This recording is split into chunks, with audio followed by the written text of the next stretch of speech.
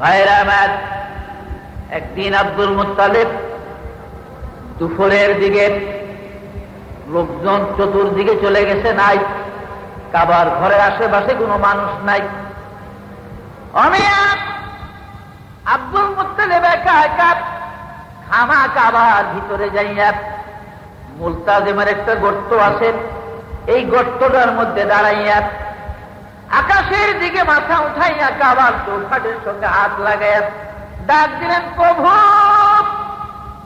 এ কাবার মালিক প্রভু গো। তুফান হইয়া ঘরের বালিতে জমজমের কুয়াটা বন্ধ হয়ে গেছে, দীর্ঘদিন প্রবাহিত হয় না। এই মক্কার মানুষের সরদার আমি তাদের পানির চাহিদা মিটাইতে পারি না।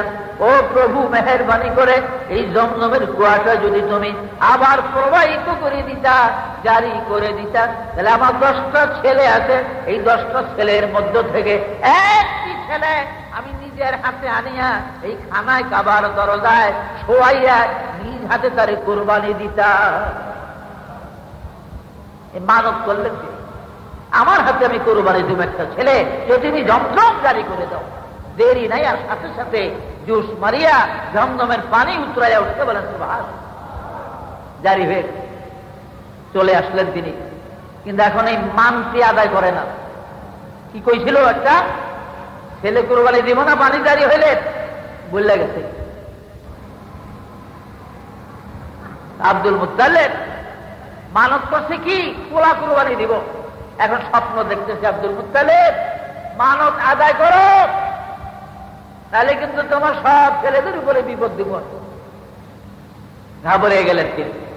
পরদিন সব পোলাগো ডাকছে, আব্বাস, জাফর, আবু তালেব, আবু লাহাব, তারপরে গিয়ে আপনার সাহেবা, সব ছেলেরা আসছে। বাবাকে লিগা ডাকছে নামা করে, বলে বাবারা রে, ওই যে এক সময় ঝড়ে জমজমের কুয়া বন্ধ হয়ে গেছিল, তো মানত করছিলাম একটা পোলা কোরবানি দেবো, জমজম দাঁড়িয়ে ফেলে। এখন আমি তো স্বপ্ন দেখতেছি, মানত আদায় করুন লাগে। এখন তোমরা কে কোরবানি হইবা, তাহলে রেডি হয়ে আসো, আমি কামটা সাইরা নেই। আচ্ছা, এর উপর তো সাহেব বাবা কেউ হযরত আব্বাস তো বাজার আপনি সেদিন কাবার ঘর খেলায় আমার মেয়ে করছিলেন যে আমি আব্বাসেরই কোরবানি দিব। কয় না, এটা নাম কই না। তো তাহলে আমি মাফ খাই বাবা, আমি হাজ দাইতে মরতে রাজি না, আমি গেলাম। আমির হামজা কই যে আব্বা আমার কথা কইছিলেন, আমারে দিবেন কেন, তোর নামও কই না। তো তাহলে আমিও বাবা মাফ চাই, আমি মরতাম না। এইভাবে জাফর, আবু তালেব, আবু লাহাব, সব ছেলেরা 10 জন, তো 9 জনে গেছে গিয়ে। আব্দুল্লাহ তো ছোট মানুষ হইল, বিপদে পড়ে গেছে। কি করি? মক্কায় যারা ফাদরি ছিল, ইহুদি আলেম, তাদেরকে ডাকলেন, ধর্মযাজক যারা, আপনারা আমার পরামর্শ করেন, আমার মানতে আদায় করি কিভাবে? বলে আপনি একটা কাজ করেন। বলে কি করতাম? বলে আপনার ইচ্ছা, ছোট ছেলেটা দিয়ে দেন। এই তো আর প্রতিবাদ করতো না। বলে হয়ে খাদে। আব্দুল্লাহ ওই সাজিয়া গুজিয়া নতুন জামা কাপড় পরে টরিয়া সাজসজ্জা করে 12 থেকে 13 বছর বয়স আব্দুল্লাহর সাজায়া মক্কার দরজায় লয়ে গেছে, কুরবানি দিয়া মানত আদায় করব। খবর হয়ে গেছে সারা এলাকায় যে আমাদের মক্কার সর্দার আব্দুল মুত্তালিব তার ছেলে আব্দুল্লাহরই কুরবানি দিতে কিছু জমা করতে দিচ্ছে। হাজার হাজার জনতার ভিড়। এই সময় মক্কার ইহুদি সম্প্রদায়ের মধ্য থেকে কাবার ডান দিকে 100 মহিলা, যুবতী মেয়ে তলোয়ার হাতে নিয়ে দাঁড়াইছে। খানায় কাবার বাম দিকে 100 যুবতী মেয়ে তলোয়ার নিয়ে দাঁড়াইছে। তলোয়ার এভাবে উঁচা করে বলে, এ মক্কার সরদার আব্দুল মুত্তালিব, খবরদার, তোমার 10টা ছেলে আছে, 9টা কুরবানি দিয়া দাও, কোনো পরোয়া নাই, কেউ বাধা দিবে না। কিন্তু খবরদার, আব্দুল্লাহকে কুরবানি দিতে আমরা দিব না। আমরা বাধা দিলাম, আব্দুল্লাহকে যদি কুরবানি দাও, আমরা তোমার বিরুদ্ধে সংগ্রাম করব, যুদ্ধ ঘোষণা করে দিব, মক্কায় আগুন জ্বলবে, আব্দুল্লাহর কুরবানি হবে না। এই সঙ্গে কিছু যুবক ব্যবসায়ী বণিক, এরাও দাঁড়াইছে মহিলাদের পক্ষ সমর্থন করে, তারাও তলোয়ার নিয়ে দাঁড়াইছে। আব্দুল মুত্তালিব, আব্দুল্লাহ আমাদের মক্কার ধন, আব্দুল্লাহ আমাদের চির দৌলত। কারণ আব্দুল্লাহর চেহারা দেখিয়া, আব্দুল্লাহর মুখ দেখিয়া আমরা যে কোনো ব্যবসা বাণিজ্যের মধ্যে যাইব, ওই ব্যবসার ভিতরে অধিক আমাদের লাভ মুনাফা হয়। আব্দুল্লাহরে কুরবানি দিতে আমরাও বাধা দিলাম। ইহুদি মেয়েদের পক্ষ অবলম্বন করে আমরা একত্রিত ঘোষণা করছি আব্দুল্লাহর কুরবানি হবে না। আব্দুল মুত্তালিব বিপদে পড়ে গেলেন, করি কি রে এখন? ইহুদি আলেমদেরকে ডাকলেন, আবার ফাদরিদেরকে, ফাদরিরা, আপনার ফাদরিরা এবার বুদ্ধি দেন কি করি, এরা তো আমার বিরুদ্ধে দাঁড়ায়। আপনি একটা কাজ করেন, কাগজের মধ্যে 10 বার আব্দুল্লাহর নাম লেখেন, আর 10টা উটের নাম একদিকে লেখেন।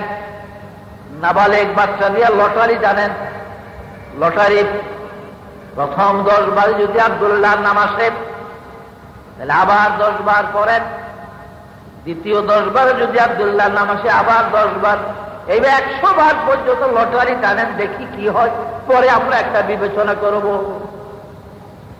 এবার লটারির ব্যবস্থা, প্রথম 10 বার লটারি টানে আব্দুল্লাহর নাম আসলো, দ্বিতীয় 10 বার আব্দুল্লাহ নাম, তৃতীয় আব্দুল্লাহর নাম আসতে আসতে 99 বার লটারিতে আব্দুল্লাহর নাম আসে। 100 নম্বর লটারি টানার বাকি কয় আছে? আর 1 বাকি আছে। ঠিক এই মুহূর্তে ওই ইহুদি 200 যুবতী মেয়ে তলোয়ার নিয়ে দাঁড়িয়ে গেছে, যুবক বণিকরাও দাঁড়িয়েছে। আব্দুল মুত্তালিব লটারিতে আব্দুল্লাহর নাম 100 বার, 1000 বার, লাখ বার, কোটি কোটি বার যদি আসে গো আব্দুল মুত্তালিব, তবু আব্দুল্লাহকে কুরবানি দিতে আমরা দিব না। এইবার লটারি টানা হলো, আল্লাহর কুদরতে 100 নম্বরের কালে উটের নাম এসে যায়, আব্দুল্লাহর নাম আর আসে না। বলেন আলহামদুলিল্লাহ। 100 নম্বরে কি আসলো? উটের নাম। আব্দুল মুত্তালিব নিজের উটের বহর থেকে 100 উট আনিয়া খানায় কাবার দরজায় তলোয়ার দিয়া একটা একটা করে নিজের হাতে 100 উট কুরবান করে দিলেন, মানত আদায় করে দিলেন। ভাইরা আমার, ওই ইহুদি মেয়েরা কারা? মরিয়ম নামে একটা মেয়ে ছিল, নওফেলের মেয়ে, মরিয়ম বিনতে নওফেল। নওফেল ইহুদি একজন বড় আলেমও ছিল এবং খুব বড় বিশিষ্ট ধনী ছিল, জমিদার ছিল মক্কা। ইহুদি জমিদার নওফেলের মেয়ে ছিল মরিয়ম। এই মরিয়ম তার বাবার সাথে থাইকা তওরি, জবুর, ইনজিল পড়ে পড়ে সে মুহাম্মদী নূরের সন্ধান লাভ করেছিল। বলেন সুবহানাল্লাহ। সেটা কি? আব্দুল্লাহর কপালে যে নূর, এই নূর আখেরি নবী মুহাম্মদ রাসূলুল্লাহ সাল্লাল্লাহু আলাইহি ওয়াসাল্লামের নূর। বলেন সুবহানাল্লাহ। এই সন্ধান কে পেয়েছিল? মরিয়ম, ইহুদি সর্দার জমিদার নওফেলের মেয়ে। তাই ওই যে 200 মেয়ে নিয়ে বাধা দিয়েছিল আব্দুল মুত্তালিবকে, মরিয়ম তাদের নেতৃত্ব দিয়েছিল। বলেন সুবহানাল্লাহ। আব্দুল্লাহর বয়স এখন 18 থেকে প্রায় 20 বছর। বিভিন্ন জায়গার থেকে বিবাহের পয়গাম আসে, বহু পয়গাম। কিন্তু আব্দুল মুত্তালিব চিন্তায় পড়ে গেলেন, বলা আমার একটা বেবাকি দিতে চাই মেয়ের। মাঝে মাঝে নওফেলের মহল্লা দিয়া গেলে মরিয়ম কথাবার্তা বলে, আব্দুল্লাহ রে, আমি তোমাকে প্রাণ দিয়া ভালোবাসি, তুমি যদি সুযোগ হয় তোমার বাবার কাছে আমার কথা জানাইও। আমি জমিদার নওফেলের একই মাত্র মেয়ে, ভাই বোন আর নাই। মা মরে গেছে অনেক দিন আগে, এইবার বিশাল সম্পদের মালিক আমি, তোমরা তো 10 ভাই, ভাগ করলে সম্পদ আর কি পাইবা? আব্দুল্লাহ রে, তোমাকে যদি তোমার বাবা যদি মেহেরবানি করে আমাকে তোমার বধূ বানায়, তোমার বউ বানায় আনায়, আমার এই সম্পদ সব আমি তোমার কদমে ঢেলে দিব। আমার কথাটা তুমি বইল তোমার বাবা। আব্দুল্লাহ সত্য, কিন্তু কিছু বলতো টলতো। এদিকে নানান জায়গার থেকে বিবাহের পয়গাম আসতেছে আব্দুল মুত্তালিবের কাছে। তিনি একদিন অধীর হইয়া শেষ পর্যন্ত আব্দুল্লাহ লইয়া মদিনায় চলে গেলেন। তখন তো মদিনা নাম ছিল না, নাম ছিল ইয়াসরিব। তার এক বাল্য বন্ধু ছিল, খুব পরম বন্ধু, নাম ছিল তার তার এক বাল্য বন্ধু ছিল আব্দুল ওহাব নাম। আব্দুল ওহাব জহরি বলা হইতো তাকে, জারগার বাপ জহরি বলা হইতো। এই জন্য তিনি সোনার উপর ব্যবসা করতেন মদিনায়। উনি কুরাইশ খানদানের লোক ছিল। আব্দুল ওহাবের এক মেয়ে আছে আমিনা নামে, খুব সুন্দরী। ব্যবসা বাণিজ্য উপলক্ষে মদিনায় গেলে মাঝে মাঝে মেয়েকে দেখতো আর কইতো, আব্দুল ওহাব রে বন্ধু, তোর মেয়েতে বড় সুন্দরী, আমার আব্দুল্লাহ এমন সুন্দর বউ, আমার আব্দুল্লাহর বউ বানাইলে আমিনার মতো এমন আর কাউকে মানাবে না। খবরদার বন্ধু, দেখো দোস্ত মায়া বিয়া দিতে আমার না জানিয়ে দিও নাকি। আব্দুল ওহাবের মনে আছে, পয়গাম আসলো, মানা করে দেয় মানুষের। একদিন আব্দুল্লাহ লইয়া মদিনায় চলে গেছে আব্দুল মুত্তালিব। আব্দুল ওহাব তো খুশি, দোস্ত কি খবর? বলে খবর টবর নাই, আর বড় বিপদে আসছি। কোলা লইয়া মানুষ পাগল হয়ে গেছে খালি মায়া দেওয়ানের লেগে। মানে আমি নারে কি করছো বলে রাখছি আপনার কথা। বলে আর দেরি নাই, বিবাহ করিয়া দাও, আমি বউ সারা বাড়ির যাবো না। আমিনার সাথে আব্দুল্লাহ বিবাহ বন্ধন হয়ে গেল। বউ নিয়া আব্দুল মুত্তালিব আমিনাকে নিয়ে মক্কায় চলে গেলেন। বলে সুবহানাল্লাহ। মক্কাতে যাওয়ার কিছুদিন পরে আব্দুল্লাহ একদিন ওই নওফলের মহল্লা দিয়ে রওনা করেছে।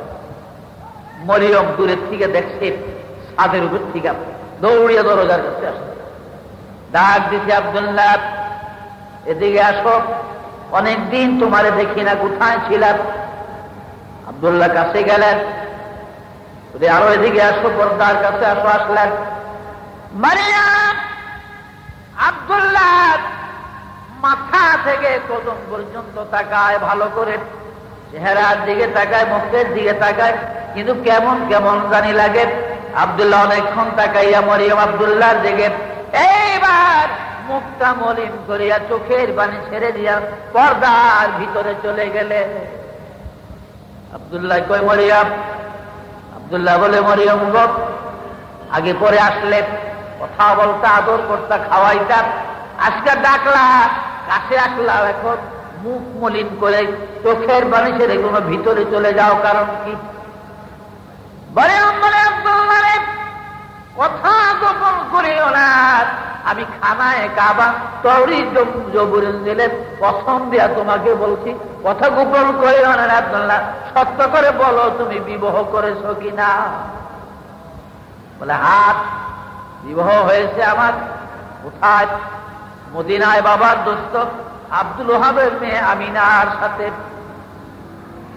মারিয়াম বলে, রে আব্দুল্লাহ, বাবা নওফলের সঙ্গে থেকে থেকে তৌরিদ জবুর ইনজিল গবেষণা করে আমি মুহাম্মদী নূরের সন্ধান লাভ করেছিলাম। রে আব্দুল্লাহ, তোমার কপালে যেই নূর ছিল, এই নূর আখিরি পয়গম্বরের নূর ছিল। রে আব্দুল্লাহ, যার কারণে তোমার বাবা যেদিন জমজম কুয়ার সংস্কারের জন্য তোমাকে কুরবানি দেওয়ার জন্য কাবার দরজায় নিয়েছিল, ওই দিন 200 যুবতী মেয়ে বাধা দিয়েছিল, তাদের নেতৃত্ব আমি করেছিলাম। রে আব্দুল্লাহ, রে আব্দুল্লাহ, আমি জানি তোমার এই নূর যেই মহিলার পেটে যাবে সে শেষ পয়গম্বরের মা জননী হবে।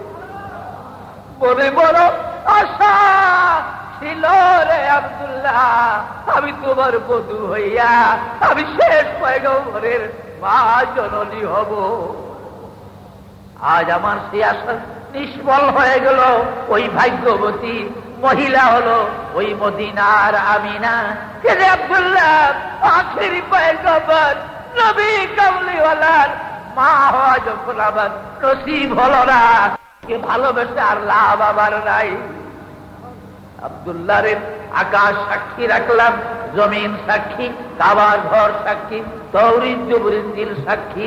আমি যখন আখিরি পয়গম্বরের শেষ নবীর মা জননী হতে পারলাম না, এই পৃথিবীতে স্বামীর ঘর আর করব না। লা ইলাহা ইল্লাল্লাহু মুহাম্মাদুর রাসূলুল্লাহ সাল্লাল্লাহু আলাইহি ওয়াসাল্লাম। ভাইরা আমার, আমিনা গর্ভবতী, আমিনার পেটে আল্লাহর হাবিব এসে গেলেন। আমিনা হামেলা, বলেন সুবহানাল্লাহ।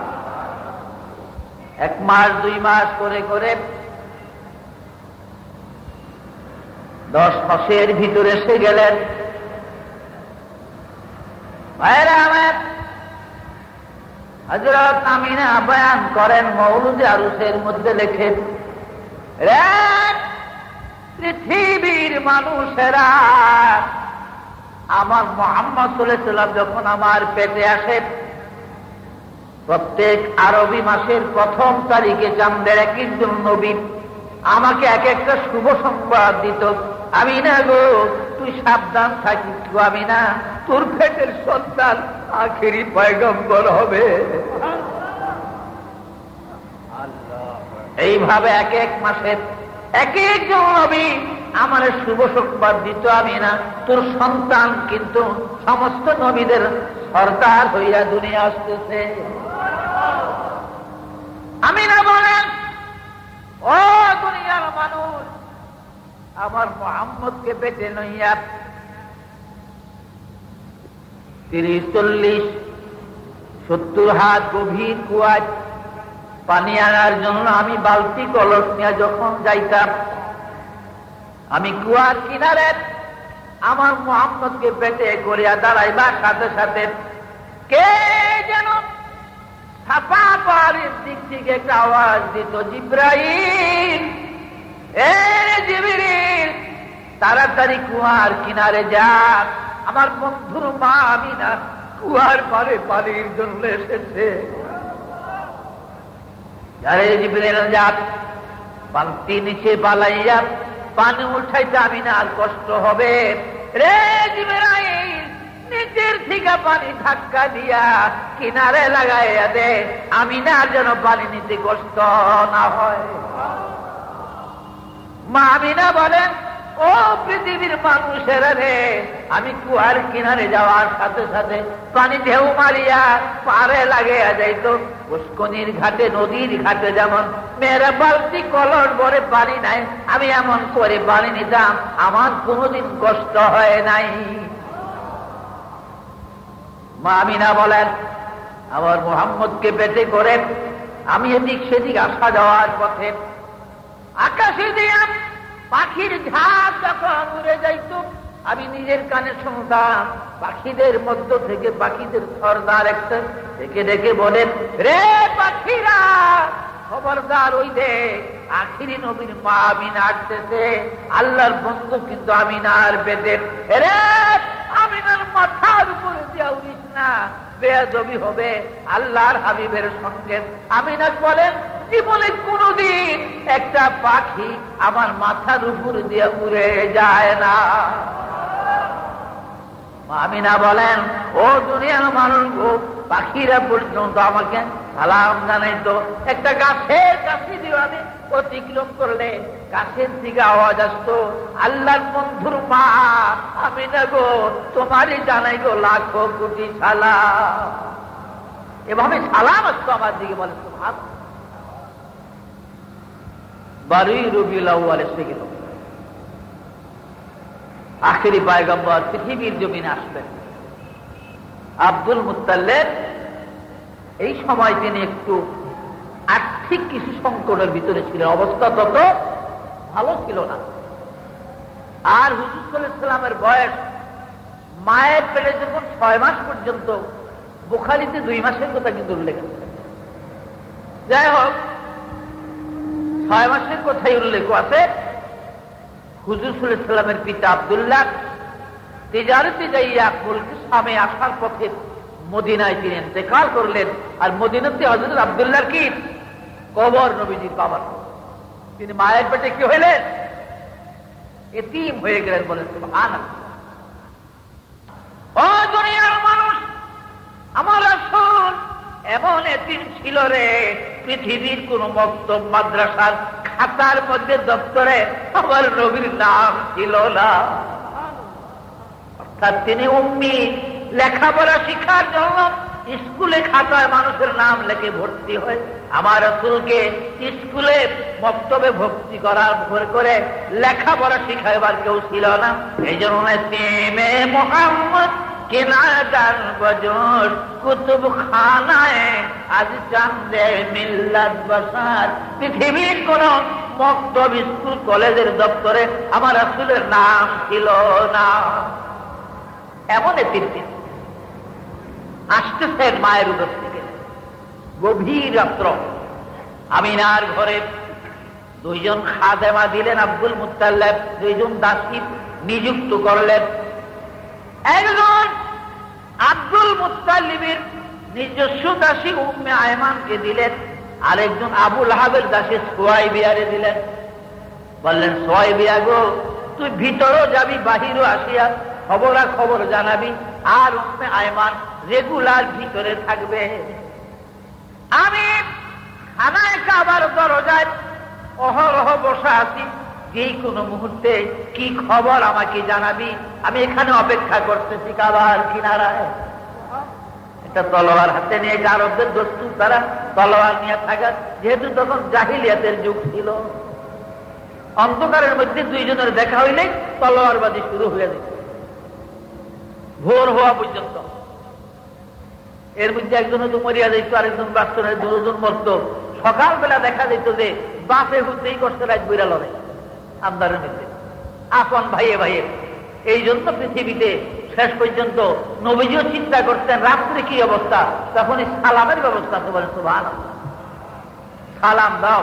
সালাম দিলে মুসলমান হইলে ওয়ালাইকুম সালাম বলবে, আর মুসলমান হইলে আসসালামু আলাইকুম বলবে। আর নাইলে অন্য কাফের মুশরিক হইলে কি বলে আসসালামু আলাইকুম বলবে, তোর উপর ধ্বংস হোক আল্লাহকে কইব শব্দ। এই সালামের কথা আছে, এগুলি আবার বিস্তারিত বুঝাইতে অনেক সময়ের দরকার। ভাইরা আমার, আব্দুল মুত্তালিব তলোয়ার হাতে কাবার ঘর, কাবার দেওয়াল হেলান দিয়ে বসে আছে, আর কান রাখছে আমিনার হুজরার দিকে। বলে সুবহানাল্লাহ। গভীর রাত্র, হঠাৎ আব্দুল মুত্তালিব দাঁড়াইয়া গেলেন। তিনি এবার দাঁড়াইয়া তলোয়ারটা হাতে লইয়া একটা দৌড় দিলেন আমিনার ঘরের দিকে। আমিনার ঘরের দরজায় যায় দাসী উম্মে আয়মানকে ডাক দিলেন, হে দাসী উম্মে আয়মান গো, তাড়াতাড়ি দরজাটা খুলে দে, দরজা খোল ঘরের। আর আমার আব্দুল্লাহর এতিম সন্তান আমিনার দুলাল ওই মুহাম্মদকে আমার কোলে দে, মোহাম্মদকে দে আমার কোলে। উম্মে আয়মানকে, আপনার কি মাথা খারাপ নাকি? আপনি কি পাগল? কি বলো? এখনো তো আমিনার সন্তান দুনিয়া আসে নাই। আমিন এখনো তো সুতিকা ঘরে ব্যথা চলতেছে প্রসবের। কয় না দাসী, আমি কাবার দরজায় বসা, হঠাৎ আমি শুনি গো কারা জানি আসমানের দরজা গুলা খুলিয়া দিতেছে। আর সাথে সাথে আমি দাঁড়াইয়া গেলাম। আমি আকাশের দিকে নজর করে দেখি গো একদল মহিলা পাখির মতো সবুজ পোশাকে উড়িয়া উড়িয়া এক একটা নূরের বাতি তাদের সামনে আমার মা আমিনার ঘরের দিকে আসতেছে। আর তারা একজন আরেকজনকে ডাকে, আয় গো হাওয়া, আয় গো আসিয়া, আইগো মারিয়াম, আইগো আয়, আমরা মক্কা নগরীতে যাইব, আমিনার ঘরে আয়। আল্লাহর হাবিব আখিরি পয়গম্বর মুহাম্মদুর রাসূলুল্লাহ দুনিয়ায় আসবে, চল আমরা আমিনার খেদমতে যাই। এই দাসী আকাশী মহিলাদের কাছে আমি শব্দ শুনছি, আমি আসিয়ার নাম শুনছি, মরিয়মের নাম শুনছি, হাওয়ার নাম শুনছি, আমি রাহিমার নাম শুনছি। দে তাড়াতাড়ি দরজা খোল, দরজা খোল, মুহাম্মদ আমার বুকে দে। আমার আব্দুল্লাহ নাই গো, আমের পালিতে যায়, মদিনায় আব্দুল্লাহ মারা যায়, কবর আব্দুল্লাহর মদিনায়। আমি মুহাম্মদের একবার বুকে জড়াইয়া আব্দুল্লাহর কথা ভুলিয়া থাকবো, দে তাড়াতাড়ি আমার কোলে দে। এমন বলেন, ধৈর্য ধরেন, প্রথম খানায় কাবার, এখন আমিনার সন্তান এই পৃথিবীতে আসে নাই, বলেন সুবহানাল্লাহ। ভাইরা আমার, জামে সগীর, বগবী, মওলুদে আরুস, রাহে হক বিভিন্ন কিতাবের মধ্যে পাওয়া যায়। রবিউল আউয়ালের গভীর রজনীতে আল্লাহ পাক জিবরাইলকে ডাকলেন, রে জিবরাইল, তাড়াতাড়ি তুমি দেরি না করে তায়েফ নগরীতে চলে যাও। একটা হুলস্থুলি পড়ে গেছিল রাসূল দুনিয়াতে, তায়েফে চলে যাও বলে। আল্লাহ কেন? আমার বন্ধুর বয়স আমিনার কোলে যখন 12 দিন হবে, তায়েফের হালিমা আসিয়া আমার হাবিবকে কোলে কোলা তায়েফ নিয়ে যাবে।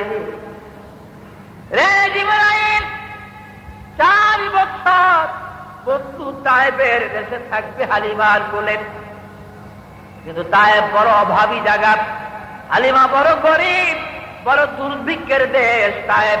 তায়েফের মাটি ভালো না, ফসল জিরাত হয় না, ফল ফলাদি হয় না, গাছপালা গুলা দুর্বল, মানুষগুলা দুর্বল, জীব জানোয়ার দুর্বল, এই তায়েফের মাটিগুলি ভালো না। কাজী জারে জিবরিল, যা, আমার বন্ধু এদেশে 4 বছর থাকবেন, যাই না। তায়েফের পাশে 72 মাইল, দৈর্ঘ্যে 72 মাইল, পাশে আগুন দৈর্ঘ্যে 72 মাইলের মাটি, 70 হাত গভীর করিয়া তোর পাখা জমিনের নিচে ঢুকাইয়া এই 72 মাইল প্রস্থ দৈর্ঘ্যের মাটি গুলা উঠাইয়া নিয়া বাহারে মাইয়াতের মধ্যে ফেলে দে, আর নীল নদীর মাটি আনিয়া এই 72 মাইল পরিপূর্ণ করে দে। আমি আমার বন্ধুর আগমনের রাত্রিতে আমি তায়েফের জমিন শস্য শ্যামলা করে দিব। ইব্রাহিম আলাইহিস সালাম পাখা জমিনের নিচে ঢুকাইয়া হযরত জিবরাইল 72 মাইল প্রস্থ দৈর্ঘ্যের মাটিগুলা একবারে উঠাইয়া নিয়া পাহাড়ে মাইয়াতের মধ্যে ফেলে দিলেন, আর নীল নদীর মাটি আনিয়া এই 72 মাইল পরিপূর্ণ করে দিলেন।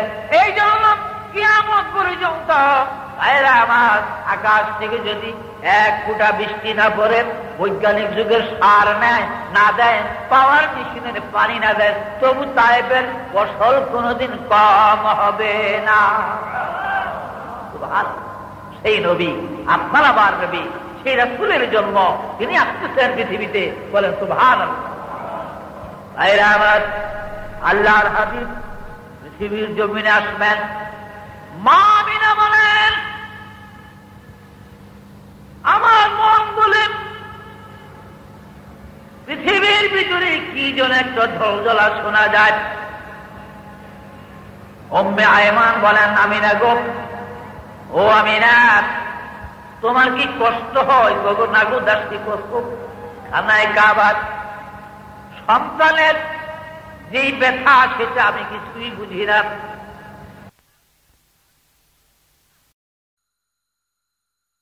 এই জন্য এই সময়টা ছিল, হুজুর যখন আসলেন, এই সময়টা সবে কাজে ছিল, রাত্র 3:30টার মধ্যে।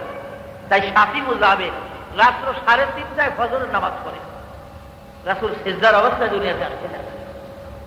আর আমাদের ইমাম আজম আবু হানিফা রাহমাতুল্লাহ আলাইহি বলেন, শাফিরের আল্লাহর হাবিব যদিও সবে কাজে সিজদার অবস্থায় জমিনে এসেছিলেন তিনি, কিন্তু যখন ফেরেশতারা রাসূলকে প্রথম আকাশে নিয়ে সোনার তক্তা শোয়াইয়া কাউসারের পানি দিয়া গোসল করাইয়া জান্নাতি লেবাস পরাইয়া জিব্রাইল আমিনার কোলে দিয়া যায়। আমার নবী আরেকটা সিজদা করেছিলেন, ওই সিজদাটা শোবে সাদেকের মধ্যে ছিল, বলেন সুবহানাল্লাহ। এই জন্য হানাফি মুজাহাবে আমরা শোবে সাদেকে ফজরের নামাজ পড়ি। তাই হাদিস শরীফ আছে, আসিরুল ফাজরা, তোমরা অতি আকাশ ফর্সা করে তুলবো আকাশ, তারপরে ফজর করো, বলে সুবহানাল্লাহ। তাই বাগদাদ শরীফের গাউসুল আজমের মসজিদে, বড় পীর আব্দুল কাদের জিলানীর মসজিদে 2 বার করে ফজরের জামাত হয়। কারণ ওখানে 4 মুজাহাবের লোক, বিশেষ করে শাফি আর হানাফি 2 মুজাহাবের লোক বেশি। শাফি মুয়াজ্জিন এসে 3টা আযান দেয়, 3:30টা শাফি ইমাম এসে নামাজ পড়ে তারা চলে যায়। একই মসজিদে আবার শোবে সাদেক হলে আবার হানাফি মুয়াজ্জিন আযান দিয়া আবার হানাফি ইমামতি কইরা আবার নামাজ হয়, বলে সুবহানাল্লাহ। কিন্তু কোনো ঝগড়া নাই, কোনো কাইদা ঝগড়া নাই। যত ঝগড়া সব সোনার বাংলার মধ্যে। নবীজিকে হালিমা সাহেব নিয়ে গেলেন, শুনছেন না ইতিহাস? প্রথম 2 বছর, আর হুজুর 2 বছর বয়সের সময় প্রথম কথা বলা শিখছে হালিমার বাড়িতে। তারিখে হিরাতে খাতামুল আম্বিয়ার ভিতরে মুফতি শফি রহমতুল্লাহ লেখেন যে হালিমা বয়ান করে, ও দুনিয়ার মানুষ, মুহাম্মদ সাল্লাল্লাহু আলাইহি ওয়াসাল্লাম যতদিন আমার বাড়িতে ছিল, আমার কোলে ছিল, আমি সকাল থেকে সন্ধ্যা পর্যন্ত যেদিন কোনো কারণে কাজের ঝামেলায় মুহাম্মদকে যেদিন কোলে নেওয়ার সময় না পাইতাম, ওই দিন আমার বাড়িতে কোনো না কোনো একটা দুর্ঘটনা ঘটত। হয়তো আমার বাড়িতে আগুন লাগতো, তাহলে ভেড়া বকরি মরত, তাহলে আমার স্বামী অ্যাক্সিডেন্ট হইতো, অথবা বাচ্চার আঘাত প্রাপ্ত হইতো, যে কোনো একটা বিপদ আমার বাড়িতে হইতো, যদি আমি দিনের একবার মুহাম্মদকে কোলে না নিতাম, বলেন সুবহানাল্লাহ। 2 বছর নবীজির বয়স পুরা হয়ে গেছে আজ। হিসাব মতো হালিমা বলে আজকে 2 বছর তার পূর্ণ বয়স। দুপুরের দিকে হঠাৎ কাজের ঝামেলা চুকাইয়া আমার মেয়ে সাহেবাকে বললাম, সাহেবা গো, মুহাম্মদ কই গো, আমি না দুলাল কই দে তো, একটু কোলে নেই। এই পর্যন্ত সকালের পর থেকে কোলে নিতে পারি না। বলে মা, মুহাম্মদের কি হলো আজ? এই পাহাড়ের কিনারে দাঁড়ায় খেজুর গাছটার তলে খালি পাহাড়টার উপরের দিকে তাকিয়ে তাকিয়ে মাঝে মাঝে মুস্কি মুস্কি হাসে। তার কারণ কি মা? আমার বড় ভয় লাগে। হালিমও ভয় পেয়ে গেলেন। হালিমা জানত মুহাম্মদ সাল্লাল্লাহু আলাইহি ওয়াসাল্লামকে কোলে লইয়া এদিক সেদিক ঘুরলেন, অনেক অলৌকিক ঘটনা হালিমা দেখতে। হঠাৎ যাই হালিমা মুহাম্মদ সাল্লাল্লাহু আলাইহি ওয়াসাল্লামের জামার আসল চুপে চুপে ধরছেন তিনি। বলে আমি মুহাম্মদের জামার সোনা ধরিয়া যখন দাঁড়াইছি চুপ করিয়া, আমি দেখি ওই পাহাড়ের কিনারায় শূন্যের উপরে সোনার তক্তার মধ্যে এক যুবক বসা, সবুজ পাগড়ি পরিধানেন, আর ওই যুবক মুহাম্মদকে হাত ইশারা করে করে ডাকে, মুস্কি মুস্কি হাসে, আর মুহাম্মদও তার সঙ্গে হাসে। এই ব্যক্তি ছিলেন বাবা কিতাবে লেখে মওজুদ আর হচ্ছে হযরত জিবরাইল আলাইহিস সালাম। রাসূলের 2 বছর বয়সের কালে নবীর সঙ্গে জিবরাইল পরিচয় করেছে। হালিমা বলেন, যে মাত্র আমি মুহাম্মদকে চাপ দিয়ে কোলে উঠাইলাম, এই 2 বছরের মধ্যে আজ পর্যন্ত মুহাম্মদ আমাকে কোনোদিন মা বলে একটা ডাক দেয় না, আমার মেয়ে সাহেবাকে ডাকে না, পানি দাও, খাওয়ান দাও, রুটি দাও, কিছুই বলে না। অর্থাৎ কোনো কথাই তিনি এখনো বলতে জানে না। যেই মাত্র 2 বছর আজ বয়স পুরা, আমি তারে কোলে নিলাম, হঠাৎ করে মুহাম্মদের জবান খুলে যায়। হঠাৎ তিনি আমার কোলে বলতে থাকলেন কি কথাগুলা আমি দেখতেছি। সবুজ পাগড়ি পরা লোকটা মুস্কি মুস্কি হাসে, আর মুহাম্মদ বলতেছি তার দিকে দেখেন, আল্লাহু আকবার কবীরা ওয়ালহামদুলিল্লাহি হামদান কাসীরা ওয়া সুবহানাল্লাহি বুকরাতান ওয়া আসীলা। এই শব্দগুলা সর্বপ্রথম নবীজির মুখ দিয়ে বাহির হয়েছিল বলেন সুবহানাল্লাহ। আরে 2 বছর কালে হালিমা নিয়ে গেছিলেন রাসূলকে মক্কায়। মক্কায় তখন কলেরা ছিল। কলেরা থাকার কারণে আমিনা বললেন, হালিমা গো, যে মহামারী কলেরা মক্কায়, তুমি আবার লয়ে যাও আমার ছেলেকে তোমার কাছে নিয়ে রাখো। পরে আবার 2 বছর লাগে, 4 বছর পরে আবার আমিনার কাছে দিয়ে গেছে।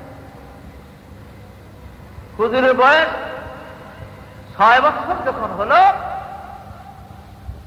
ছেলেবেলেরা মাঠে খেলাধুলা করে, নবীজি বসে বসে দেখতেন, খেলাধুলা করতেন। এমনি ভাবে একদিন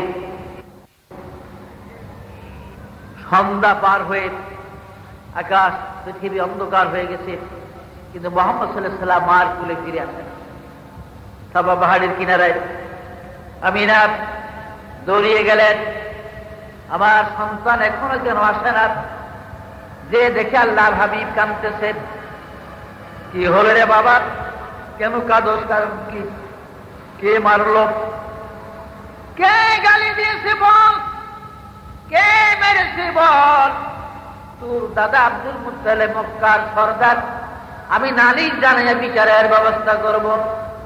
বলে না গো মা, আমি কারোর সাথে খারাপ করি না, আমার সাথে করে না। কেউ গালি দেয় না আমার, কেউ বকে না, কেউ মারে না। বলো কান্দার কারণ কি? আমি একটা কথা মনে পড়ে কান্দে। এইখানে প্রতিদিন দেখি এই ছেলেগুলি আসলে তাদের বাবারা আসে, এক একটা ছেলের নাম ধরে ধরে তারা হাত আগায়, বাবা তাদের কুলে কুলে করে ঘরে নিয়ে যায়। আমি যে প্রতিদিন আসি, আমার বাবাকে তো একদিন দেখলাম না, মোহাম্মদ বলে একটা ডাকও দেয় না, একদিন কোলে করে আমাকে ঘরে দেয় না। সেই কথাটি মনে পড়ে আজ কান্দি। কি হলো, আমি কি অপরাধ করলাম? আমার বাবাকে আমাকে কোলে নিতে আসে না। মা মেরা চোখের পানি ছেড়ে বুক ভাসায় কান্দে, মোহাম্মদ রে আয় আবার বুকে পুরানো আগুন কলিজায় জ্বালাইয়া দিলি। শ্বশুর আব্দুল মুত্তালিবের কাছে গেলেন, শ্বশুর গো, আমার মোহাম্মদ তার বাবার কথা স্মরণ করে কাঁদতেন। আপনি হুকুম দিলেন, ইজাজত দিলেন, সঙ্গী সাথী দিলেন, আমি মদিনায় যায় আমি আব্দুল্লাহর কবর তারে দেখাই। খাজা আব্দুল মুত্তালিব 2 জন সহদর যুবক সাথে দিলেন, দাসী উম্মে আয়মনকে দিলেন, আর আল্লাহর নবীকে দিলেন। ভাইয়েরা আমার, এই 5 জনের একটা কাফেলা, কারণ বহু দূর, 270 মাইলের পথ হলো মদিনা। কয় মাইল? 270 মাইলের রাস্তা মদিনা। ভাইয়েরা আমার, আস্তে আস্তে কাফেলা মদিনায় চলে গেল। 270 মাইলের পথ মদিনা যায়। একদিন আব্দুল্লাহর কবরের কাছে গেলেন আমিনার, আর আল্লাহর নবীকে বলেন, 6 বছরের শিশু নবীকে, বাবা মুহাম্মদের শামের তিজারতে আসিয়া রে, তোর বাবা আব্দুল্লাহ জ্বর হইয়া এই তোর মামুর দেশ এই মদিনায় মারা যায়, আর মক্কায় ফিরিয়া যেতে পারে নাই। এখানে দাঁড়া, এই যে তোর বাবার কবর সালাম দে, দাঁড়ায়া দাঁড়ায়া। আল্লাহর নবী বাবা আব্দুল্লাহর কবরে দাঁড়ায়া একটা চিৎকার দিলেন, বাবা গো, বাবা কথা বলো, মুহাম্মদের কোলে গো বাবা। আমি মক্কার দিকে এসেছি, একদিনও তো কোলে আমাকে নিলা না। আমি না চিৎকার দিয়ে কাঁদেন, আব্দুল্লাহ রে, মদিনার মাটির নিচে রে আব্দুল্লাহ, আর কত কাল পরে ঘুমাইবা? একবার চক্ষু খুলে দেখো রে আব্দুল্লাহ, তোমার মুহাম্মদ, তোমার কবরের পারে কাঁদবে।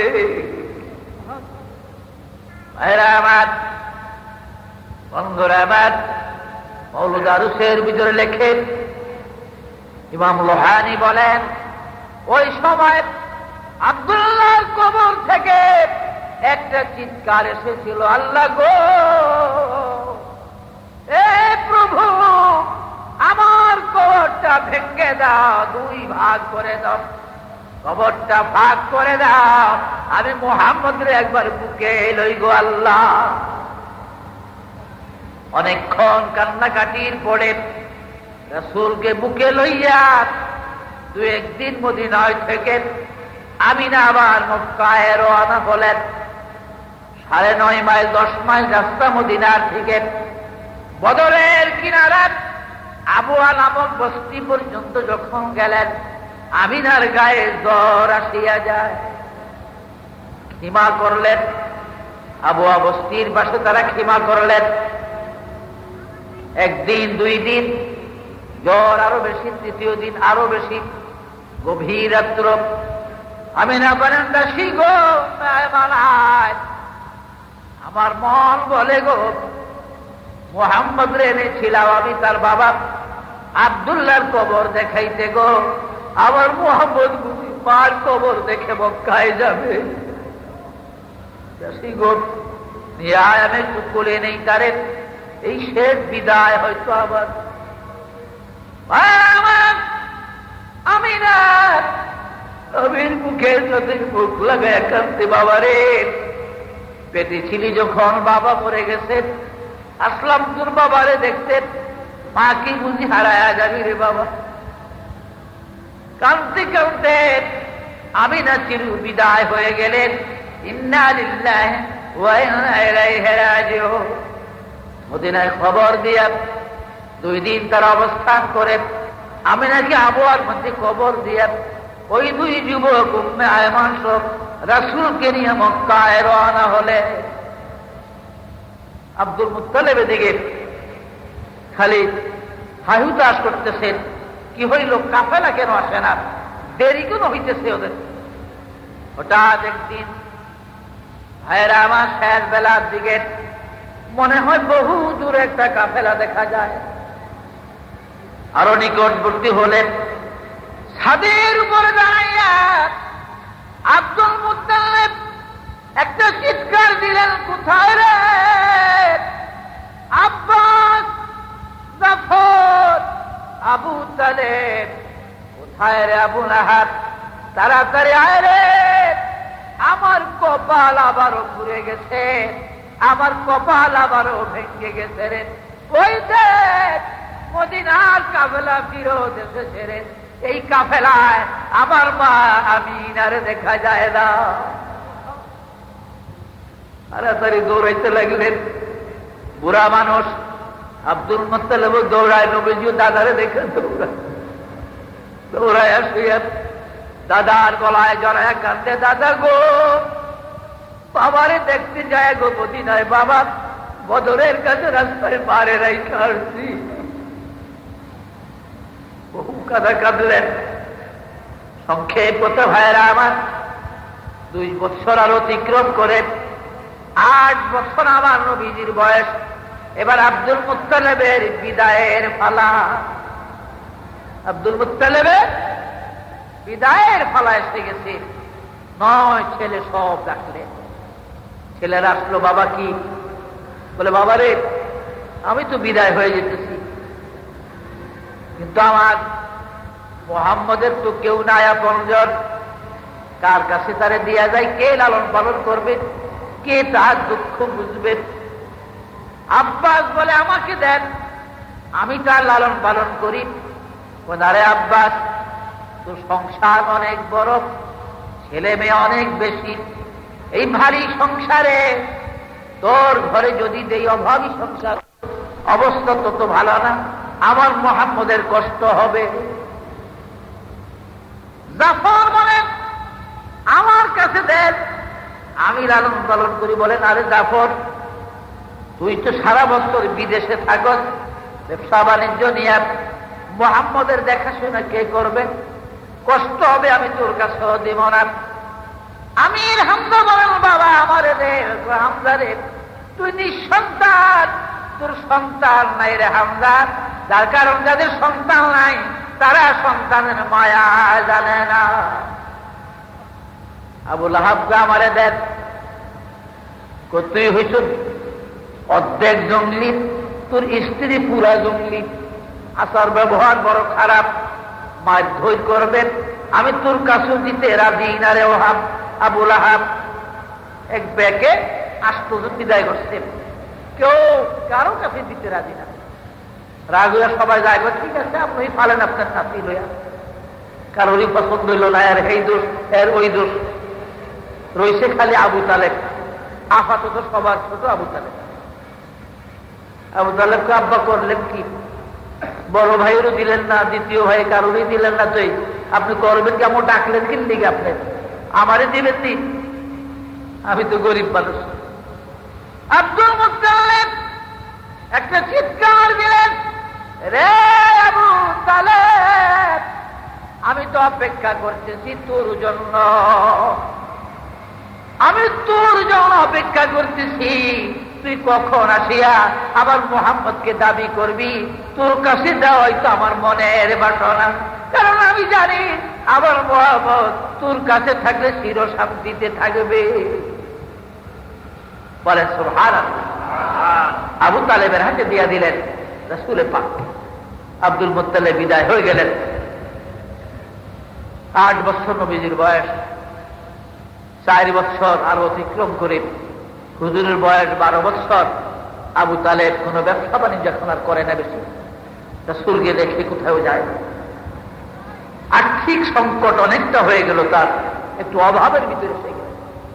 এই সময় তিনি ইচ্ছা করলেন শাম দেশে নতুন করে আবার জীবনের শেষবারের মতো একটা বড় ধরনের ব্যবসা বাণিজ্য করলেন।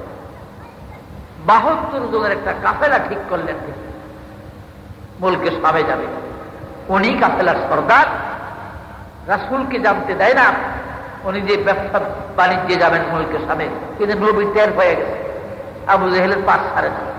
আবু তালেবের চাচা, আমি সবই জানছি, আপনি সিরিয়া যাইবেন, আমি আপনার সাথে যাব। বলে না তুই যাচ্ছিস না বাবা? কয় না যাব। শেষ পর্যন্ত কাফেলার অন্যান্য সদাগর বলে ঠিক আছে লড়ে, কত শক্তিশালী, আমাদের যে সমর্থ শক্তি ছিল না। প্রত্যেক নবীরা, যিনি যেই যুগের নবী ছিলেন ওই যুগের একত্র নবীর গায়ে 40 জুতা ওজনের শক্তি ছিল, বলে সুবহানাল্লাহ। আর আমাদের নবীজির শরীরে বনী ইসরাইলের 40 জন পয়গম্বরের শক্তি ছিল, বলে সুবহানাল্লাহ।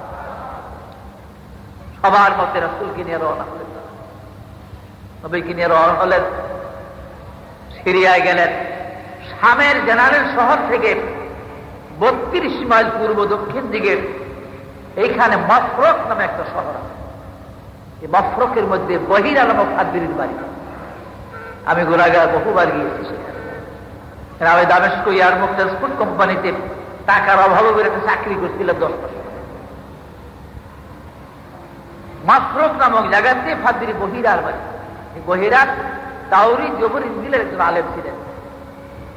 কিতাবও পাইছে যে আখিরি পয়গম্বর একটা সদাগরি কাফেলার সাথে খুব যুবক বয়সে, বালক বয়সে এই পথে একবার আসবেন তিনি সিরিয়ার বাড়ি। বহিরা রাস্তার পাশে একটা মুসাফির খানা বানিয়ে রাখতেন। যত কাফেলা আসে সব কাফেলের দাওয়াত দিয়ে খাওয়ায় আর চেক করে দেয় শেষ নবী আছে কিনা এই কাফেলা। আজকে ঠিক দুপুরের দিকে 72 জনের একটা কাফেলা বসলো। হিসাব সবাই একটা জীবিত গাছের ছায়ায় বসে গেছে। চাচা এখানে বসা দেখে নবীজি বেয়াদবি হবে মনে করে মুরব্বীদের কাছে একটু দূরে মরা একটা গাছ, বহুদিন আগে গাছটা শুকায় গেছে, একটা পাতাও নাই, ডাল গেলে শুকার। আল্লাহ নবী ওই গাছটা নিচে দেয়া বসলেন। চুলের পিঠ মুবারক গাছের সাথে লাগার সাথে সাথে এই বহুদিন আগের শুকনা গাছে নতুন নতুন পাতা কাণ্ড ছেড়ে দিয়েছে।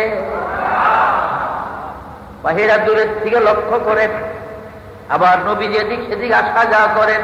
বহিরা জানত যে বিসুরা ইল্লা ইলাইকা ওয়াল গামামা লাকা যাল্লাত ওয়াল মালা সাল্লু আলাইকা।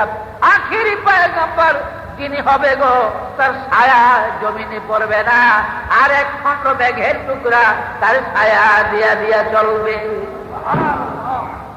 মহিলা দেখি ছেলেটা যেদিকে যায় একটা মেঘের আবরণ, একটা টুকরা মেঘ তার কুকুর দিয়ে চলে, রৌদ্রের তাপ তার মুখে গায়ে লাগে না, ছায়াও পড়ে না জমিনে। ভাইরা আমার, ছায়া কেন নাই? আমার আল্লাহ বলেন, হে হাবিব, আমি আপনাকে দুনিয়ায় দিয়েছি গো রাসূল, আপনার কায়াটা উম্মতের জন্য দুনিয়ায় দিয়েছি, ছায়াটা আমার কাছে রাখছি, কারণ আপনার ছাড়া আমি থাকতে পারি না। আপনার এই ছায়া দেখে দেখে আমার কুদরতি প্রাণ জুড়াই। অনেক লম্ব ঘটনা আমার কথা শেষ হয়ে আসছে। বাহিরা জিজ্ঞাসা করলে দৌড়ি আসলেন, এই কাফেলা কোথায় থেকে আসলো? বলে আমরা হেজাজ থেকে আসছি মক্কা। কাফেলার কয়জন লোক? আপনারা 72 জন। কে সরদারি কাফেলার? সবাই খাজা আবু তালেবকে দেখিয়ে দিলেন, ইনি আমাদের কুরাইশি সরদার, খাজা আবু তালেব ইবনে আব্দুল মুত্তালিব, আব্দুল মুত্তালিবের ছেলে আবু তালেব, ইনি সরদার। বলে ঠিক আছে, আসেন, আপনাদের দাওয়াত আমার বাড়িতে। এটা আমার নিয়ম, যে কোনো কাফেলা আসে মুসাফির হালতে 2-1 বেলা আমি তাদের মেহমানদারি করি। বাড়িতে নিয়ে গেলেন বহিরাত।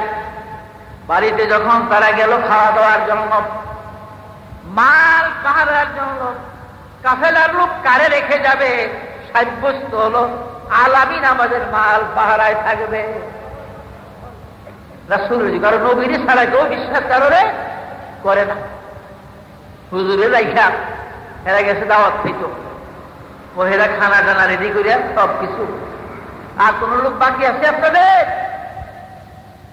জিগায় বলে বাকি একটা ছেলে আছে আমাদের মাল পাহাড়ায়। বলে না, একজন লোক বাকি থাকলো, খানা দিব না। কারণ বহিরার মনের ধান্দা, যার জন্য আজ 24 বছর ধরে মুসাফির খানা বানাইয়া হাজার হাজার কাফেলা খাওয়াইয়া আমি গরিব হয়ে গেছি রে, সেই মোহাম্মদ আমার ঘরে না আসলেন আমি কার জন্য মুসাফির খানা বানাইলাম? আবু তালেব, আপনার ওই ভাতিজা কি হয় ওটা আপনার? বলে আমার ছেলে। ও ঠিক আছে, আনেন, আপনার ছেলেরে আনেন। আনিয়া বাবা খানা খাওয়াইলেন সবাইকে। বন্ধুরা আমার, রাত্রে তারা রইলেন, সকালবেলা কাফেলা চলে যাবে সিরিয়ার দিকে। আরো 32 মাইল সামনে গেলে শামের জেনারেল শহর, এটা মফরকের শহর মাত্র। একটা নিরালা কামরার মধ্যে আবু তালেবকে বহিরা নিয়ে গেলেন। আবু তালেব, মিথ্যা কথা আমার সাথে বলিয়েন না, কারণ আমি আসমানি কিতাব পড়ি, আমার কাছে তাওরীত, জবুর, ইনজিল আছে, সহিফায়ে আদম আছে, সহিফায়ে নূহ আছে আমার কাছে। কাজে মিথ্যা বলিয়েন না, সত্য বলেন। এই ছেলে আপনার কিন্তু ছেলে না। বলে অন্য কিছু হবে। বলে আমার ভাতিজা। বলে এটা ঠিক। নাম কি তার? মুহাম্মদ।